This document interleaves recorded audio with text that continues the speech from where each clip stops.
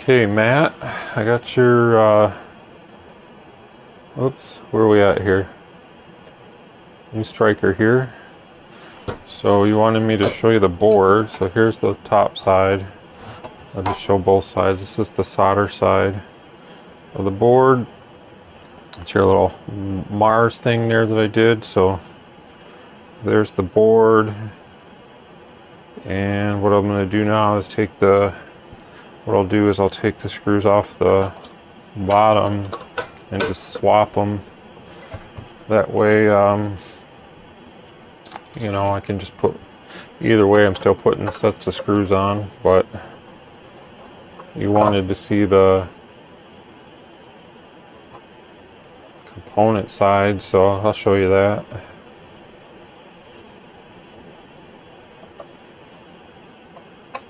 My understanding, if probably you were able to get a hold of one of these boards, you could probably put it in the QT60 Pro, and probably, I don't know if there's other changes besides that board.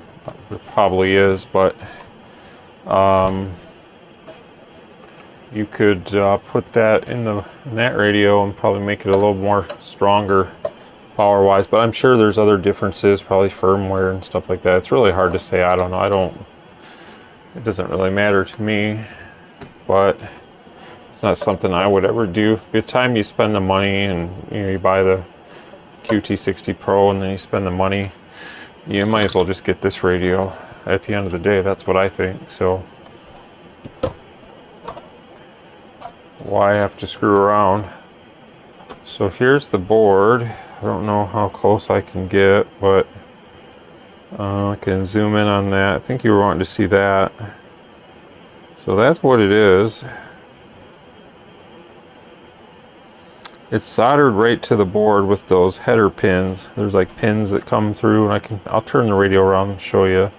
They come right through and they're soldered. My arm blocked the light, but that's basically your board there. It's your voltage enhancing board, which I'm assuming that the current travels through this board and then it hits the PA back here with more voltage than what, you know, the version 2 was running, which in turn ramps up the power. And that's just my assumption. So me not being super technical on all the ins and outs and everything, you know, if you look at the board, you can see a lot of similarities. If you were to pull a V2 board out and look, you can see where it says dip.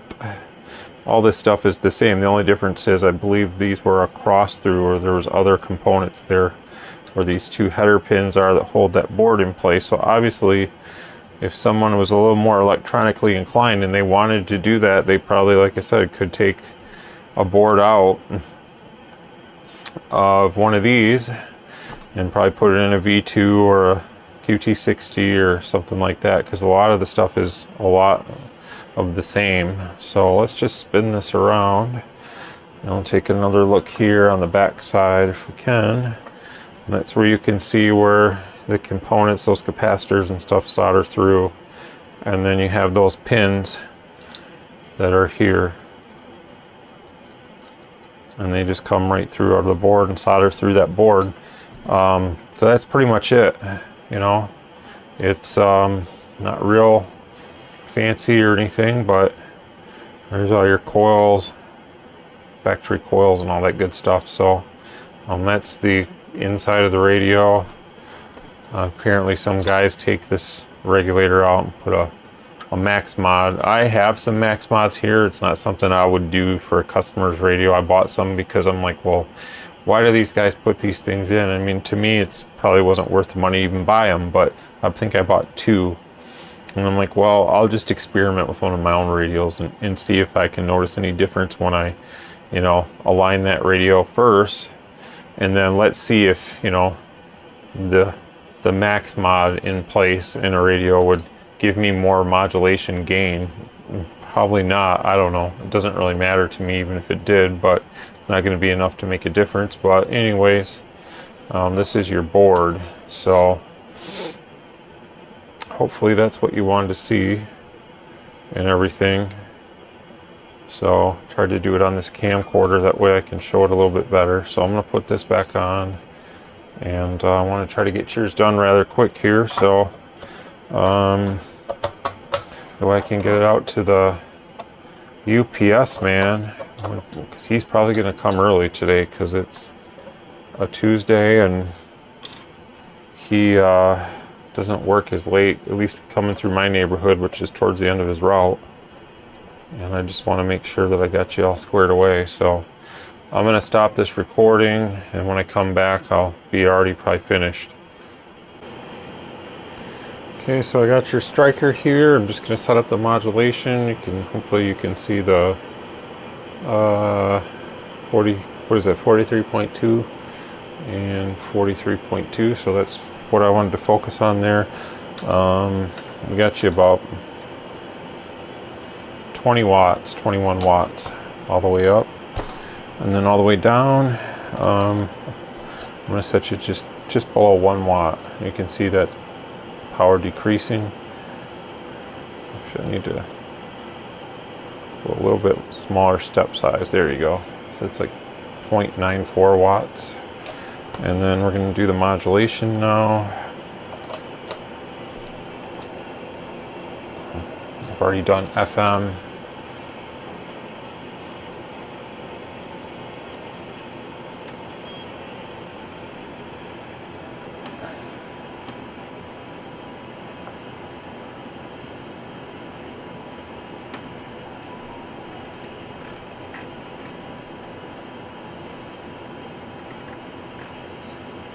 Surprised nobody commented on the last couple of videos I did on these about the black knobs. I thought they really set the radio off. And I don't even know if I really would want to take a venture on those again, but I had one friend of mine, he said he'd take 2 sets, so I get it, man. I like it. I think it really makes the radio look sharp, but it's not for everybody. So that's too hot right there, as you can see. It's the limitation of the radio. You can only go so far. This is over 100% on the oscilloscope. Now here it tells a different story, but you know,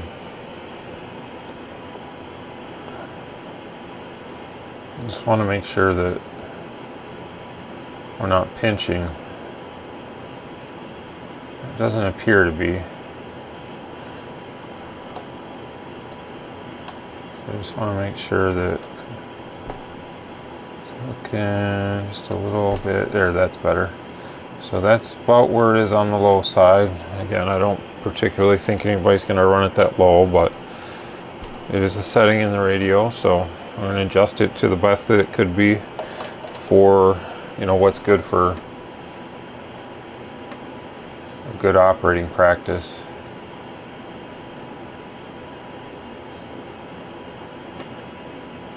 That's all it really is. I don't sit here and peak up these radios to do full on and all that.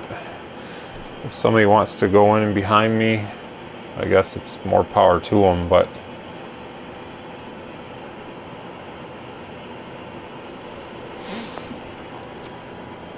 okay. Maybe just a little too hot right there. Usually I can get by about right there. Okay, so you can see it's a little over 100. The radio's doing about 40, between 36 and 43 average power, so the average power is about double, which is about right. But I think what's happening here is I think that we're pretty close to the cutoff point on the negative. We don't want to cut it off completely. So that's a little bit better there. So we're talking fractions of modulation here, not really anything really too crazy, so that's about good there. Let's come here and take a quick peek, and it looks fine. So really that's the name of the game. And then our average power over here with the little W always means average or RMS, whatever you want to call it. That's where it's at. So if you put this in PP, it's about 70, 70 watts or something, so it's almost 4 times the carrier with the test tone, and pretty much it's good to go there, so don't need to waste any more time on that. So I'd like to get this sent off to you today, and I call it, except for one Canadian customer, actually two. One guy wants a Washington and one guy wants a QT80, and I need to get a replacement QT80 because I had one that was defective, so I'm waiting on the replacement.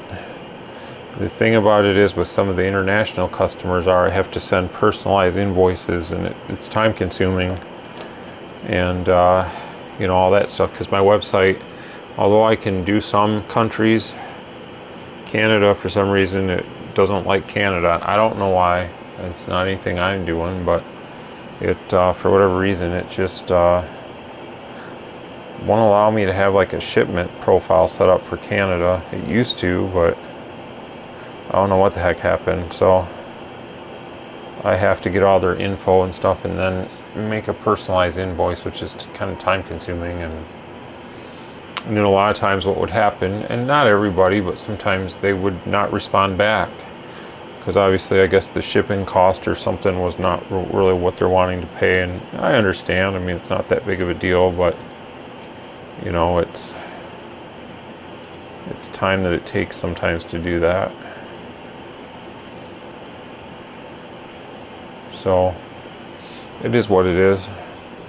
It's much easier when I can just set it up automatically and they can buy through the website, but for whatever reason my website doesn't have something with Canada, and I don't know why. It's annoying. But anyways, there's our two-tone right there. Never really looks that great. And then we have a low number here. It's only like 12 or 13. So again, same thing like always. There's nothing really different that I'm doing. Look how nice that looks. Just want to smooth it out a little bit, right around like 20 or something is good on these. These are much cleaner on sideband than the QT60 Pro as well, much cleaner. I think on that one I can only get it to like 17 or something. It's quite low. For a lower powered radio, you would think that it would be a little bit cleaner, but it's not. And I can't explain that, but that's how it looks. So it looks really nice. And I want to hear and come here, and it looks nice there too. So pretty much done. Just do a quick power check. I need to do this fast. I'm just going to do a quick receiver test for you too on my equipment. I'm not going to put it on the air. Well, actually it'd be faster to put it on the air, so I will. I'll take that back. So here's the radio. I don't know if I've shown it yet other than the beginning, but here's the radio. So we are in AM mode, and I'm just going to key it up.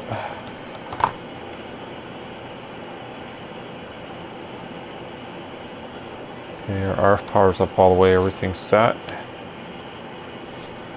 Using a KPO microphone, I'm just going to barely crack the gain, just enough to pass the modulation through. Okay. And here is what we're looking at. 1, 2, 3, 4, 5. Check, check. Hello, looks good.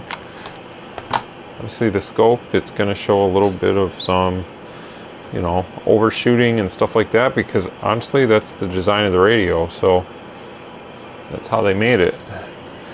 When you test things with the test tone, it looks outstanding. When real world takes over, it's sometimes not as great to look at, but you know, the radios are clean. They just for whatever reason have a really ramped up audio circuit, and people like that. I mean, this is what it is, so it's a very good and strong radio.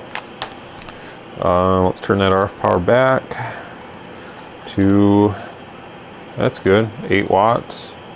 So even at 8 watts, you can see that it's not a slouch. So it definitely gets up and moves some power out of this thing. So you know, you can definitely enjoy a low carrier and get some good power out of it. And let's just look at the, I guess, the RMS at that point. Even on the RMS, you still get over double for the most part. So it's definitely what more of the American kind of radio operator wants. I think that's why they did it like that. I don't blame them. That's why they're popular here.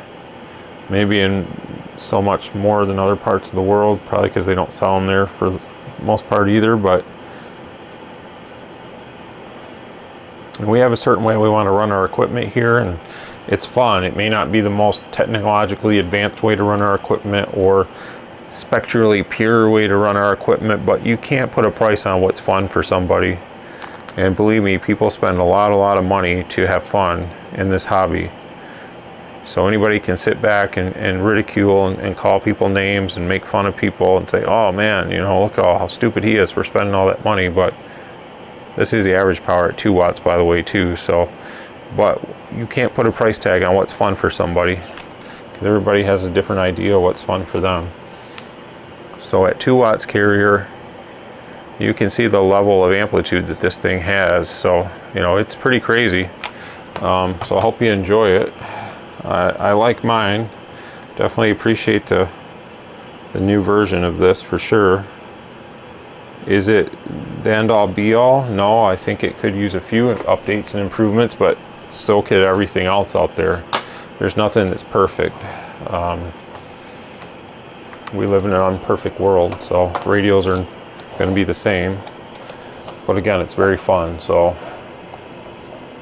if it's not fun for somebody, then I suggest maybe finding a different hobby and do something else.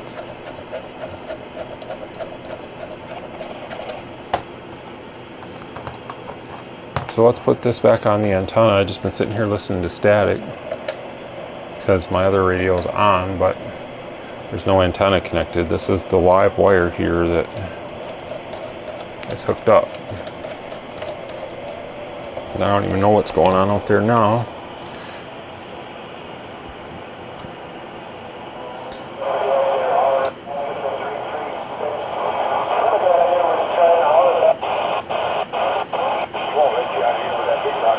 I'm still pointing east for Michigan, so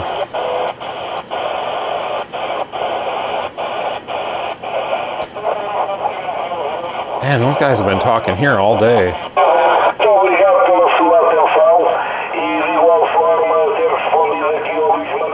I wish I could translate this. They've been talking on there since I was doing work earlier today, this morning.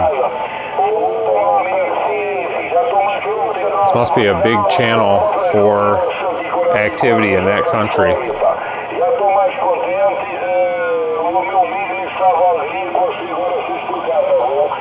And they're having fun, so no problem.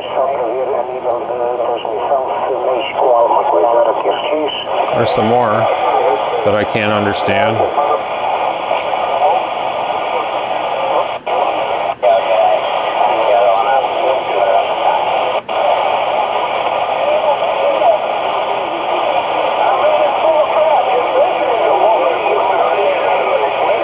I would think Europe and stuff would be falling out because it's got to be getting dark over there. It's almost 3 p.m. Eastern time.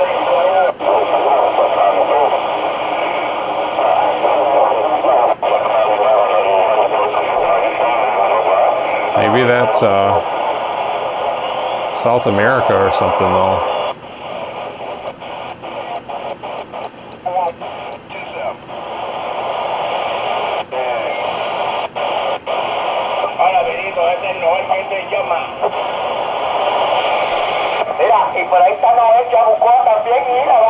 I think this is Puerto Rico and places like that.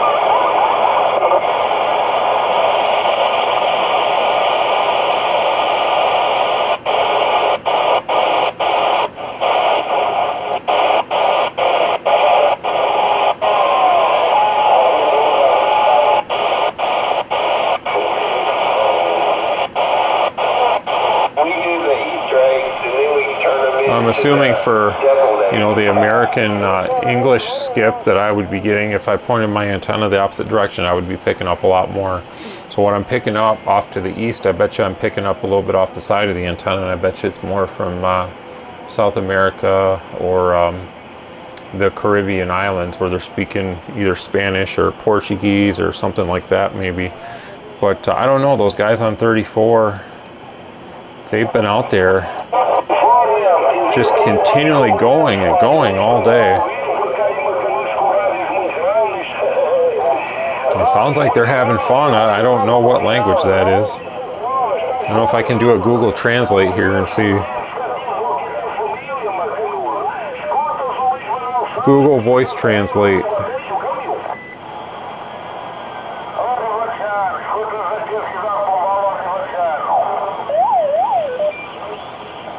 Google Voice Translate.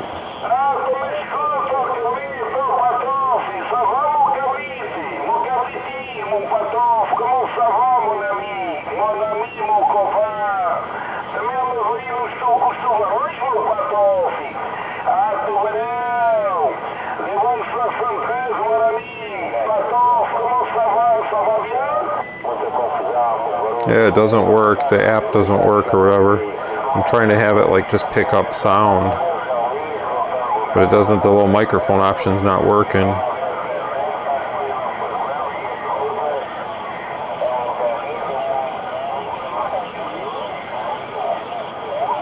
I don't know if I have it somewhere else in my phone maybe.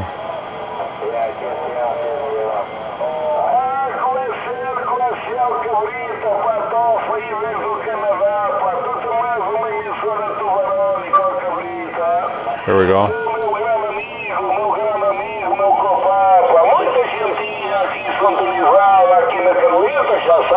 It says Portuguese.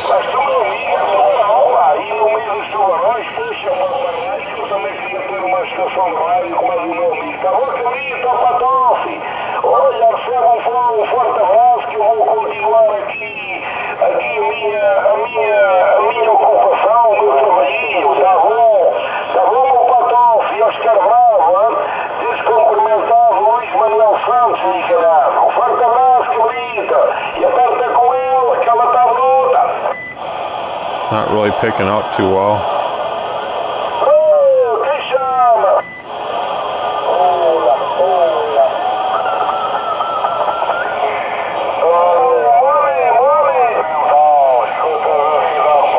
I don't think that's right. It's saying woohoo coffin or something.